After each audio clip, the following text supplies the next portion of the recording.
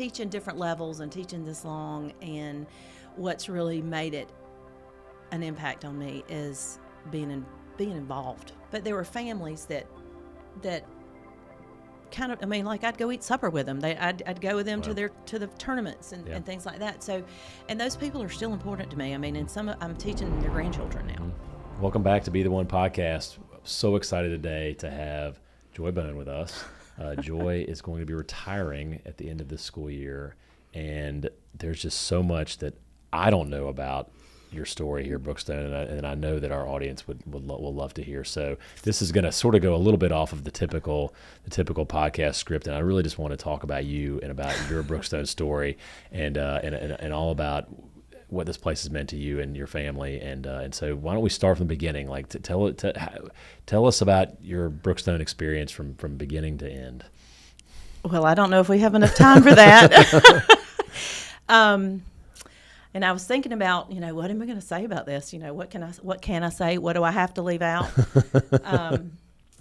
But my memories, I have memories, and my friends tease me about being our collective memory. And I think part of the reason is, now, I'm here, and so I walk around all the time with a head full of faces and thinking about what it used to look like, and what the middle school used to look like, and how many times we've revamped the layout of the middle school, and where I sat in different classrooms. Wow. But I have memories all the way back to first grade. First grade. Okay. Is that when you arrived at Brookstone in first grade? I came here in the first grade. Okay. First grade. And I am very fortunate that as I went through school and then came back to work here, I actually worked with some of my first grade teachers. Wow. Martha Meeks was my first grade. She was our PE teacher. With Janet Brown came a little bit later, but those two people I can say definitely influenced my life. Janet Brown was my middle school basketball coach and PE teacher, and she was just a tremendous influence on me. But going back to the first grade, I have memories like coming in, and I can remember not knowing what a paragraph was. And just thinking, oh my gosh, am I ever, I'm going to be a failure. And then I remember I took the bus one day. We had buses that would come. I've heard that story. They would pick people up from different places in town, and my older siblings went to the public schools. They were probably at Richards and Hardaway at the time, and I caught the bus right there at Madden Drive, and sat with Cora Duckworth. She sat with me. She's a little younger than me, but we rode the school bus together one time, and I think it was probably because my mother probably couldn't get me there on time, because there were 5 of us. Wow. Yeah. 6 at some points with half siblings. But anyway, so I remember that. Lower school was just fun. It was fun, and we clearly learned a lot. We had a lot of interaction with high school students coming down to teach us Spanish and do other things with us. But play was great. We played in the creek. We played, back in the day where we weren't afraid of things happening. That was when the creek used to go right through the campus, creek, right? Yes. Right. We played Army in the creek. We played the $6 Million Man. We played, and I got to be the bonnet woman because I could roll my eyes right. But anyway, so playing was great. We roller skated on the sidewalks during our break times, during our recess times. PE was so much fun. I had girls in my class that could throw a ball when we played dodgeball. I won't tell you what it was called back then. Most everybody knows. Murder ball. Well, war ball. We played war ball, and I have classmates that I think today could still knock you down. But we had a great time, and we were competitive as all get out. So all of that just really was a lot of fun. And then moving into middle school. So middle school was 5th, 6th, 7th, and 8th. That's right. And I can remember looking up to those 8th grade girls. Some of them scared me to death. I saw just recently, some of those girls at the Distinguished Alumni Dinner, they came there for Jack Jenkins. They were around his age. And so it was fun to get to see some of those girls that I hadn't seen in a long time. But we, when I go to events, I have a connection to so many people because I either went to school with them or, grew up with them. Their sibling was in my class, or I taught them, and now I'm teaching their children. So it's really been a blessing in that way. That's amazing. So Right, so early on, that was what it was really like. So you were an athlete, I know. You mentioned basketball already. Talk about your sports experience as a student in the middle and upper school. Well, I played softball, and I was a basketball player, and I was a middle school cheerleader. Okay. So, and it was all great. When I went to high school, we didn't have football cheerleaders until I was a senior in high school. Okay. So I wasn't able to be a cheerleader until my senior year, and so I gave up softball my senior year. I was really close to a lot of the girls a year ahead of me, and I can't believe I did it. I did play in one softball game, however, but Sam Pate was my coach. Oh wow. So you want to talk about fun? And we played in the front yard. Like where we park on the grass, that's where the softball field was. And those girls would come from other schools and hit that ball up into the trees. So, when the new softball field was built and people would talk about the fence, oh, it's too close, it's too far, or whatever, I'm like, well, you had a fence. But so that was always fun. But my senior year, I did get to try out for cheerleading, and I was a varsity cheerleader for football and then played basketball. Played basketball all 4 years. We never, ever expected to win a state championship or, we had teams that it was a goal to beat, but we were a really good basketball team. Now, I played 4 years for Wendell McKenzie. We had bumper stickers that said Wendell's Women. We played all year. We played in the summer. We went to camps. Oh, wow. We had a spring season where we played a game against Hardaway usually, and then of course all during basketball season. And you were the original specializing team here. Well, we did that, and we were doing the other stuff too. Yeah, but sure, it was great. I can remember before I was in high school watching the older girls play, watching. So Margaret McCormick was I played with Margaret. She's 2 years older than me, and her sister Sally and I are still very best of friends. But the older girls for us set such an example, and it was their play, and it was their camaraderie, and their just looking at them and how they were together as a unit, and they really impressed us a lot. We would go and watch them play. I can see Susan Whitaker getting a rebound or shooting a jump shot in her perfect form. I still have all those things. I saw Susie Sparks in the grocery store just the other day, Susie Dunn, and even those people are still important to me because they did influence me a whole lot. We, I was thinking about, what are all the things that I really remember? I don't remember the scores of any games that we won. And y'all won a lot, right? We won a lot. And I didn't really know how really good we were till I went back and looked at clippings in the newspaper and looking at rebounds and points and assists and things like that. And I was, and that was when I was coaching basketball, and I was thinking about the stats that I was taking, thinking, well, it was pretty good. Yeah. But my sophomore year, we played in a Christmas tournament at Heard County, and we played Central of Taubleton. Now, Central of Taubleton had two girls. Wanda Castleberry was one of them, and Miriam Walker was the one. You have an amazing memory. Well, boy. Miriam Walker could step across the timeline, right at the timeline, and shoot before the 3-point. Yeah. And she would average, she'd score 30 points a game before the 3-point line. Yeah. So imagine what her stats would be now. But there were games, so that our goals were to hold one, or try to stop those two girls, and we did. We'd shut down one, and of course, the other. But that game, my sophomore year in the Christmas tournament, we got beat 107-41. Wow. And I scored 22 points. Oh, wow. But and as a coach, when I would coach my middle school and high school girls, I would tell them, I'd say, we might not ever beat this team, but you never know. You never know when it's going to be your day, and those are the games that you're going to remember. Those are the games, and I do. I mean, we worked our tails off.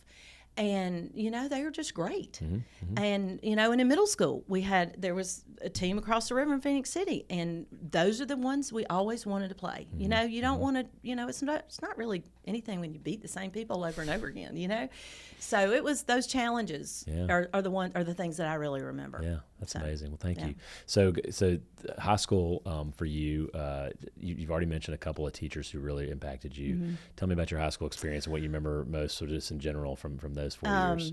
Well, I got to go back to fun. We had a lot of fun. It was a lot of fun, and I have I have friends in the class above me and in the class below me, and it was really neat about high schools. I look back and I think, okay, I have my athletic friends and I have my AP class friends. It was just, and I try to tell my students that now, your friend group is going to change and you're going to have multiple friend groups, and it's just really going to be interesting. I've mentioned Wendell, Coach Mack. He was my Algebra 2 teacher. Okay. We talked a lot of sports, I'll be honest. I think I was his aide, my senior year or whatever. But he was a definite, and still is, dear friend. Nobody can not talk about Sam Pate.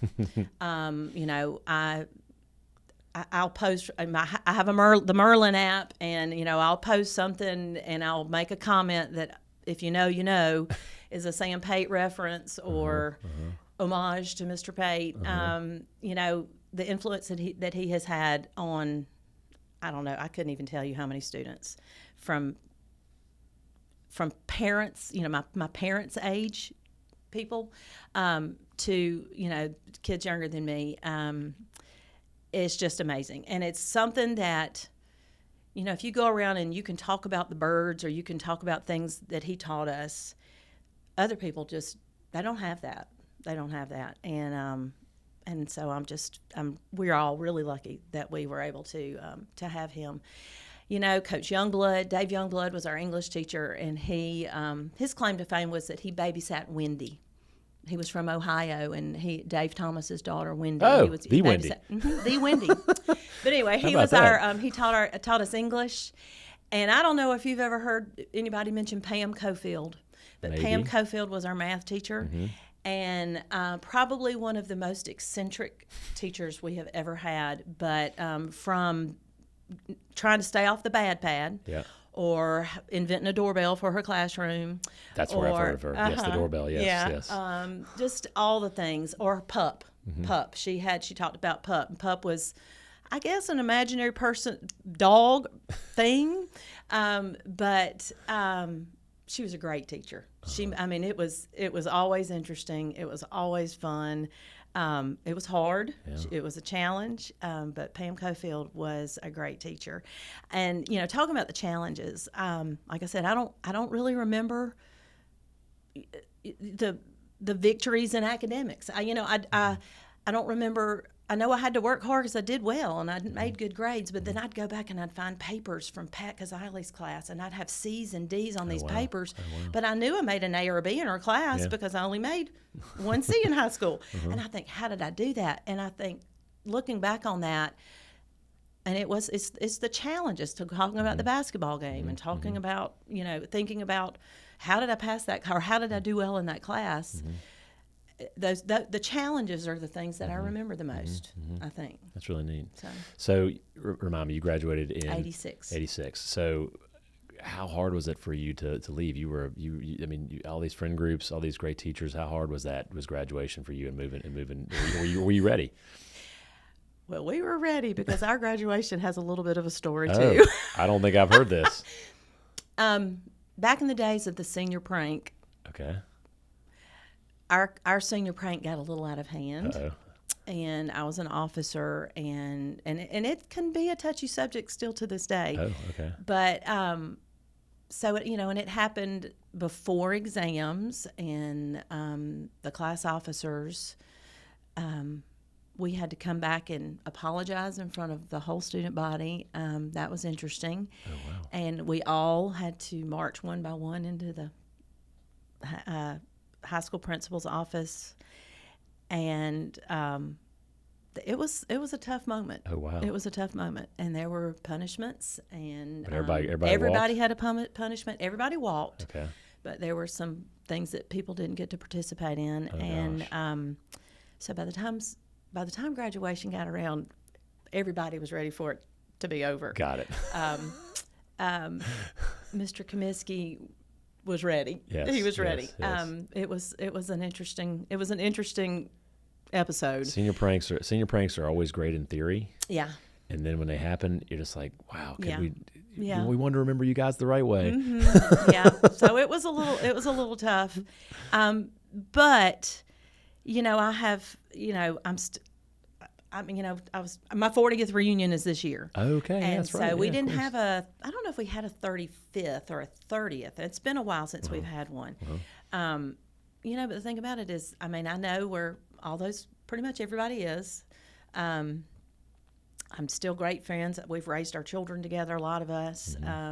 So most of us have gotten beyond all of Sure. all of that, Sure, because sure. that was just a little blip Absolutely. that happened. Absolutely. But we were ready. There were definite tears. Yeah. Leaving is, it's hard, Yeah. and it was hard. I can remember the days sending my close friends off to college. We would all get together the morning that everybody left and do a little something. When people were going to school, because most of us, my best friend went to Davidson, had a friend that went to SMU, and then, a group of us went to Auburn. Of course, a bunch of people went to Georgia. So we were spread out. So coming home was always really fun. Those alumni parties were Yeah. always great. Did you ever imagine when you graduated? Did you ever imagine No. you'd be back working?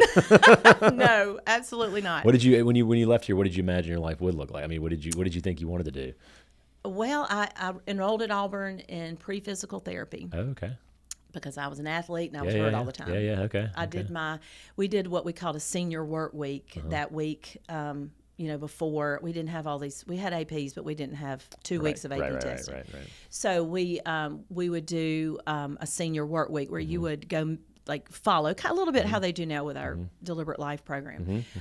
You would follow somebody for a week, shadow somebody, and so I went to the Houston Clinic where I'd spent hours and hours and hours at physical therapy, and thought that was what I wanted to do. And what sort of injuries did you have? How badly? head to toe, ankles. Okay. Basketball was ankles. Broken? Ankles. I never had surgery. Okay. But to this day they're like, okay, the next big one. Oh, okay. But so ankles and broken fingers. Okay. Dislocated sternum. Oh my gosh. And then I was in a really bad car wreck my senior year in Mexico. Oh gosh. And so cervical sprains, and I had a cervical when I was 16. Somebody hit me from the back too. So I've Oh my goodness, sure. Yeah. So I was a lot. The fact you're still walking is impressive. My first injury was at basketball camp between 6th and 7th grade. So out of the chute, Yeah. it started getting hurt. Sorry, I interrupted. But Yeah, thank you. I was glad you haven't had surgery yet. That's amazing. Well, I've had knee surgery. Oh, But that happened when I worked here. I did that in a pep rally. Oh, nice. Back to Houston Clinic. So anyhow, so pre-physical therapy, got to orientation Auburn, started looking at things, and I've got all this Spanish. I had all this AP, AP credit for Spanish, and I thought, why wouldn't I do that? So I majored in international trade. So it was the liberal arts. It wasn't. It wasn't business. So it was Spanish and business. Yeah. Okay. And I took basketball as a PE, and they were like, "Are you interested in playing? You want to walk on?" And I was like, "No, absolutely not." Yeah, wow. You had an opportunity there, Yeah, huh? I did, but no, that's not why I was there. But anyhow, so that's how that happened. All of my roommates were either early childhood education majors or speech pathology major, and I'm probably the only one that, I think there may be two of us that are still teaching. Wow. So I ended up teaching, and that just happened. My story gets really interesting here. I was widowed when I was 25, Wow. and I had already decided to go into education. And so I was in Atlanta. I had completed 1 year of all the education courses, a year of them, and in either July or early August of '93, Bob Newton called me and said, "We've got a middle school Spanish teacher spot." It was part-time, and I had the opportunity then they had contacted me at Total Systems. That's when their Mexico venture was really getting going, okay. getting started. Okay. And so I interviewed with them and decided at that point in my life, I wanted to coach. I knew I wanted to coach basketball. That's why I'd been going, had already done a year of education, so I was kind of already in it, and decided that this would be a comfortable, familiar place where I knew people loved and cared about me, and made that transition easier. Never in a million years did I think I'd be here 33 years. Wow. I can remember when Catherine South, who when I had her in third grade was Catherine Clements, she was receiving her 30-year little prize. And I remember, I think I was sitting next to Mary Lynn Comiskey, but I remember saying to myself and to others, that will never be me. And here I am. Amazing. Wow. Okay, so 1993 is when it all began. 33 years of being in the classroom. What have you taught? What have you enjoyed? What are some great moments, memories along the way? Well, from teaching, I've always taught middle school Spanish, except Okay. for 4 years ago. Okay. So for 3 years, I taught world history. Okay. I had taught sixth grade geography, so always Spanish, sixth grade geography, 19 yearbooks, 19 years worth of yearbook advising. Wow. Whew. And then, so last year, after kind of an upheaval in the foreign language, we had people retire and people leave. And I was still doing yearbook. It was easier for someone else to come in and do the lower level Spanish courses that I had been teaching. And so so they asked me, "You taught sixth grade geography?" And I did. I loved it.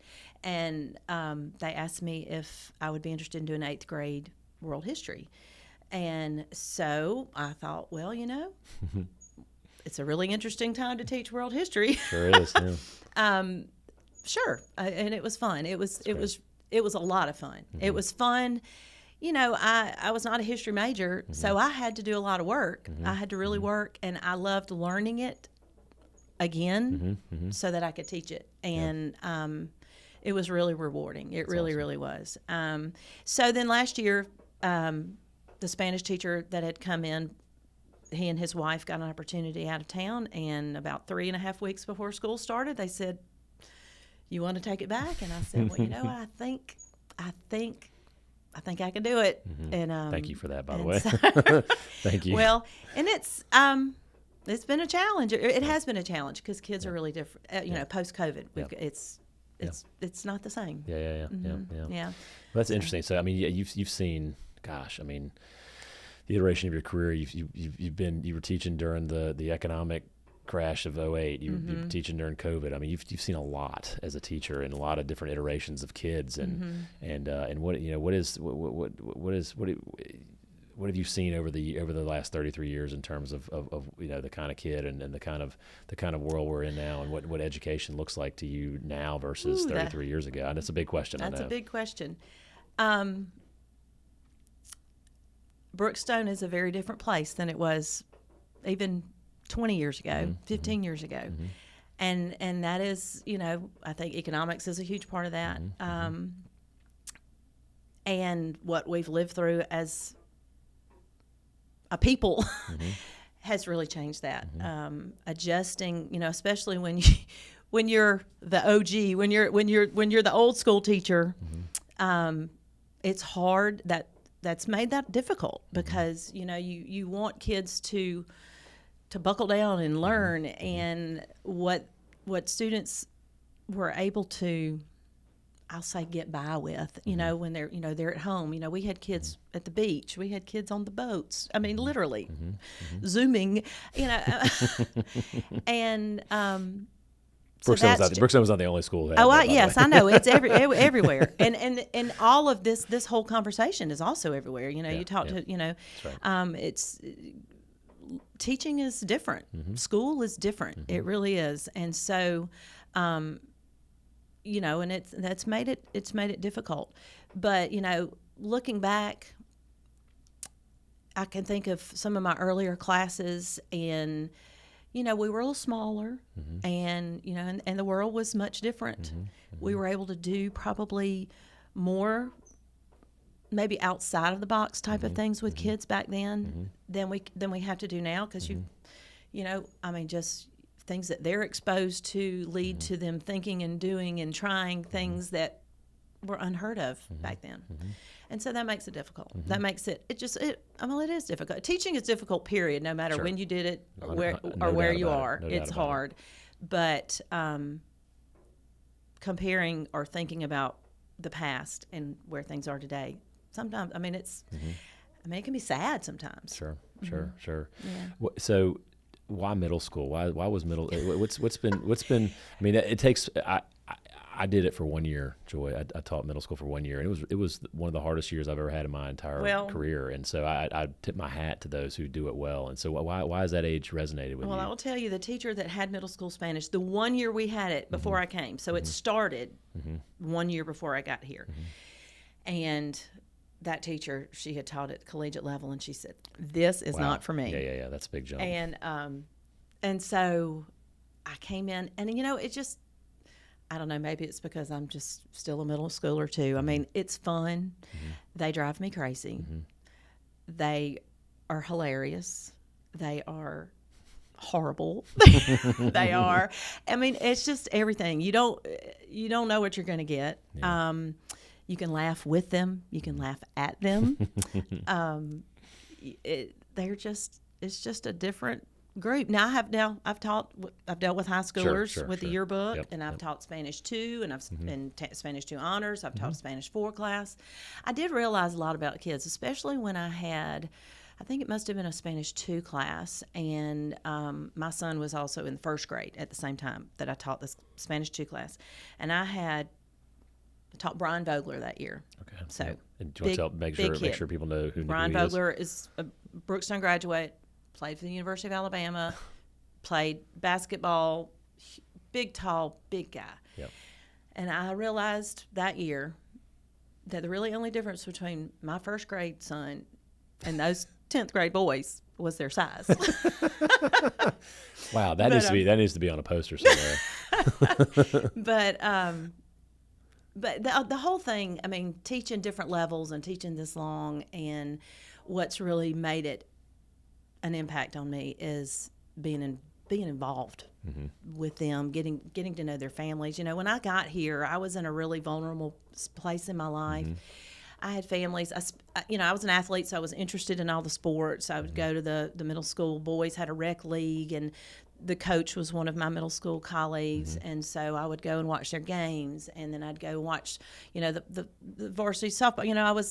I was single, I was young, and so I had all this time, and so, but there were families that kind of, I'd go eat supper with them. I'd go with them to the tournaments and things like that. So, and those people are still important to me. And I'm teaching their grandchildren now. Incredible. So speaking of children, you had 2 graduate. 2. So tell me what that was like as a employee. I taught my children for 5 years in a row. Oh wow! And it was horrible. It was difficult. Some schools, and maybe Brookstone, I actually don't know the answer to this. Some schools will not allow that. Yeah. Yeah. I taught, so they both took Spanish, of course, but so I taught them for 5 years in a row, and that was tough. That was tough. I had to get out of all the group chats. I never looked at their grades because, I mean, looking at a group chat just made me crazy. I bet. It stressed me out when people were talking about, what homework they had and with it, and I just said, I can't do this. Sure. So sometimes my children missed out on a few things because I didn't know about it. But that helped me kind of get through it, because that can be overwhelming. Yeah. But it was really great, coming to school.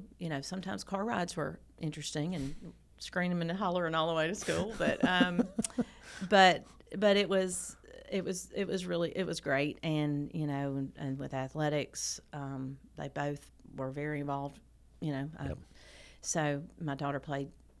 She played middle school softball, and then maybe 1 year of high school softball. But then basketball and soccer were her things. My son played football, baseball, and 1 year of basketball, but too much overlap. So football and baseball were his. Basketball always gets squeezed out by those fall and spring sports, doesn't it? Well, so what do you think if they were here right now? What do you think they would say about their experience having their mom teach? Well, them and their friends. Well, my daughter would tell you that I was the only person that ever gave her a demerit. Ah, how about that? Quite a distinction. So there's that. My son would say, "You didn't let me get away with anything." I mean, his appendix was about to burst, and I was like, "You better get to school." Suck it up. Yeah, I'm a definitely are you hurt or are you injured kind of person. Do you really want to play or that happened during the playoffs of his junior year, which was oh no. So he couldn't play? No, he had his appendix right. It was like the Monday after prom. Oh gosh. I was returning his tux, and my mother was like, "No, you need to come now." So, but the whole day had been like, "Oh, you better get to school." No, I don't feel good, and I was like, "You better get to school. You've already missed. You're going to miss this week as a baseball." And we had a broken wrist in our family that we told him to shake off too. Yeah, so been there. But it's like, you got to be dying before you're going to go to school. So that's great. Well, so as you near the end, tell me kind of some of the things that I know teaching's gotten harder and in a lot of ways, and I agree. I mean, you and I have been you've been doing it longer, but I certainly going back to the late '90s for me, and seeing the changes in the kids and seeing the changes in the way that we have to approach teaching and learning, and so there's some good things in there too. What is your hope, and what do you 10 years from now when you come back for your 50th reunion, what do you hope to see here on campus? What is it that you could imagine that makes that Brookstone is going to be great, continue to be great at, or Well, I hope we kind of balance back out with things, the things that students have gotten used to doing since COVID. I mean, and that's a conversation that I think every educator across the country has right now. Like I said, I'm old school. I'm pencil and paper. I am, I have a computer, but I would really rather the kids not have one. I think we need to really evaluate, how they're how we're teaching them, how they're learning. I think because of what we were forced to do, and we did it well here. We did it well. We did COVID well. But I think that we need to kind of, I don't know if it needs to be a rip the Band-Aid off or if it needs to be a gradual move back to, accountability has really suffered, and deadlines and things like that because they just, and I would hope that is something that I see now. It should be sooner than then because my grandbaby should start year after next. Yeah. So I'm not going too far. Yeah. But that's the biggest thing. Yeah. That's the biggest thing. Yeah. That we just kind of recover a little bit of some things that everybody lost. So. Well, I do typically ask this question to everybody who I have on the podcast, but I'm really eager to hear your answer. What is your favorite place on this campus? My favorite place on this campus? That is a hard question. I love the area around Courtney's Pond. as a photographer, yearbook person, I've taken lots of pictures around there. The gym, and it's funny when you talk to people my age and you talk to people now, what they call things are, so that was the new gym. The Ilja gym is the new gym. Got it. And the Jordan gym was the old gym.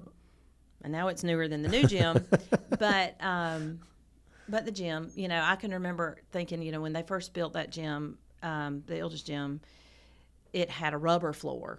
Oh, wow. And Yeah, I remember those rubber yeah. floors. Yeah, And so when I came back to work here, and I was like, gosh, if I ever win the lottery, I'm putting a real floor in this gym. Yeah. But so that was fun when we got one. The heat was off of me. But anyway, but I go in there and I look at the locker room that's all fancy now, and I think, wow, this would have been nice. Yeah. But lots of. I can remember hitting the water fountain after running line drills, thinking, why is this fun? Why do I love this? That was when there was no air conditioning, right? I mean, no air conditioning in the summertime. Yeah.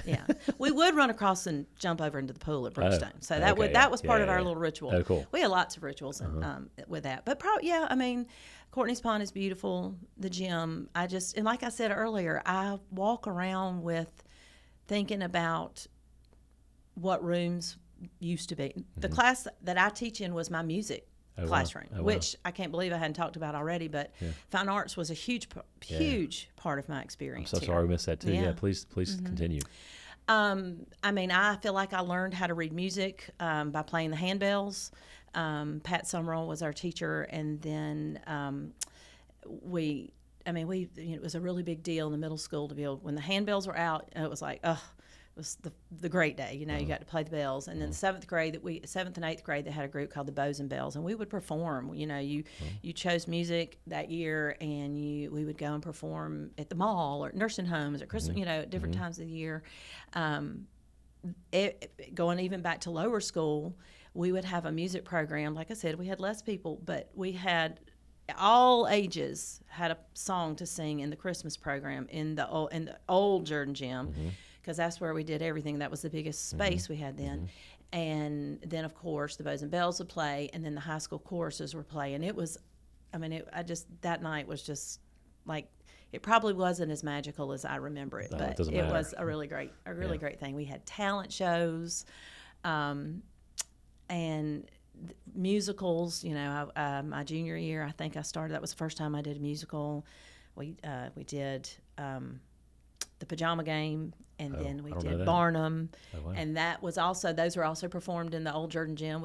This was they didn't build the Turner Center until right after I graduated, but fine arts was a big deal. Yeah, for me, and it continued on. I still sing in the choir at my church and all that. But That's awesome. Started here. That's awesome. We'll go back to the how we got there. What traditions here? Like, what are some of your favorite Brookstone traditions? Wow. A lot. Well, a lot of them have changed. Okay. The senior prank. No, I'm just kidding. For the good. Kidding, Change. That's a good change. But and with the realignment of our athletics, that's changed a lot of traditions. Sure. Not competing against the same people. We do still. Pacelli is still a thing, but that tradition has changed a great deal. We used to, during that week, we had a bonfire. We'd do the bonfire at the Pacelli game, and then we'd have a square dance afterwards. Wow. And that was lots of fun. Yeah, I bet. And I can remember trying that still when I was first here, and it just kind of fizzled out. But that was a lot of fun, and I can remember looking forward as a middle school student, looking forward to doing that. So that was a fun tradition. The tradition, I love what we do now with riding the bikes to school. It was fun, and that just kind of happened. Yeah, that's a fascinating happened. One. Yeah. That just kind of happened, but the kids really like it, and it is a lot of fun. Gosh, that's. But the bonfire has been a constant. The bonfire has been a constant, and it's been in all kinds of different places. But, okay. Yeah. Not always out there in the park. No, I know it was. It used to be where the softball field is now, because that was not. right near the woods. Perfect. Yeah, it was a big open field, and there was nothing there, so they were able to do that there, and it's moved to a couple different places, but now it's in the parking lot, and it was more just a high school thing. It wasn't a all school. But, Got it. So that was fun. Friday nights after the football game, we had a stereo committee, and we would have a dance after every home football game. Whoa, here. In the gym. Yep. Wow, Yep. how about that? So the football team would go and take their showers and come in. Homecoming was in the gym after the game. No way. Yeah. Amazing. So it was that was a lot of fun. You know, but that's work. That's hard. That's hard work. Somebody's got to be there. Were the games earlier? Were the games? The games were we would stay there till maybe 11 o'clock. Oh wow. Yeah. Okay. Yeah. Yeah. So it was that was fun. But a dance after every football game, after every home game was fun, and that may have been still going on when I first got here. Okay. So. Okay. Yeah. How about that? Well, what are you going to miss the most? What am I going to miss the most? I don't know. Ask me in a few months. You know, I'm going to miss the kids. I am going to miss the kids. They're all asking me, "Are you gonna come back and sub?" And I don't know that I will. I do have some things that I'm pondering as far as being involved. And like I said, I'll be a grandparent here. Lord willing, and and so I'll definitely be involved. But I'm looking forward to rest. I have a lot, like I said, with grandchildren and just other family obligations. It's just kind of time for me to be able to make decisions that don't require getting a sub and and planning out a week or a couple days worth of things. So, it's just kind of that time in my life. But I think about the trips that I've taken with these kids. Kids are like, students recently are like, "Oh, can we go?" And, the reasons why I don't do that anymore, and they're good reasons. But, I've been to Mexico, I've been to Costa Rica, I've been to Belize, I've been to the Grand Canyon, I've been to Yellowstone more than once with kids. And that's all been great. It's been fabulous. So I definitely... we'll take all that with me. That's great. So, well, I will say we're going to miss you.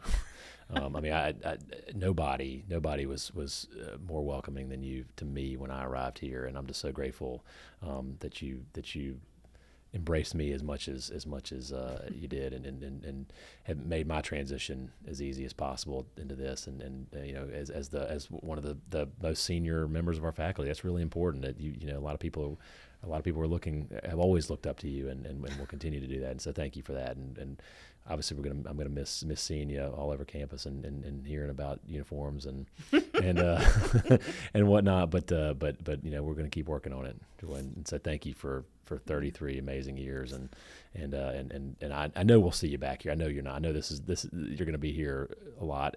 And I don't think you need to worry about your grandchildren being here. but I'm eager to see how retirement re-energizes you and get you excited about being a grandma. Yeah. Well, that's exciting already. Yeah. Absolutely. Well, thanks so much again for being here, and thanks for sharing all that you shared. It's really, really amazing. A couple things I want to hear about after we sign off. But thank you again for watching and listening to the Be the One podcast. We will see you next time.